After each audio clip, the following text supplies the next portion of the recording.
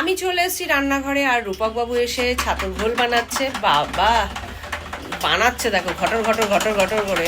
কি দিয়ে বানাচ্ছে? তাই না? কি ভুলে গেছো? বিট লবণটা আনলাম না, বিট লবণটা শেষ। হ্যাঁ, তা আমি ভুলে গেলে আমি কি করবো? টেস্টটা বেশি ভালো লাগে। হ্যাঁ, একদমই তাই। আচ্ছা ভালো কথা, লেবু দেবো? হ্যাঁ অবশ্যই। লেবু ছাড়া ছাতুর ঘোল ভালো লাগে নাকি? তবে বিট নুন ছাড়া এমনি নুন দিয়ে ভালো লাগে না। বিট নুনটা যাও তাহলে গিয়ে নিয়ে আসো। না না পারছি না গো। সামনেই তো দোকান, কি আছে? পারছি না। তাহলে তুমি তাড়াতাড়ি করে আমাকে দাও, আমি খেয়ে তারপরে রান্নার দিকে আসবো। আজকে ব্রেকফাস্টের দায়িত্ব রূপক বাবুর।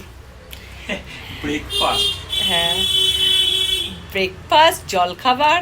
হ্যাঁ, একটা খেলেই হলো। আমাদের আবার বাঙালিদের ব্রেকফাস্ট, ভাত দিয়ে দিন শুরু হয়। ছোটবেলায় ভাত খেয়েই বড় হয়েছি। এখন যত মানে নকরা ঝকড়া, এখন এই খাবো না, সেই খাবো না, ভাত খাবো না।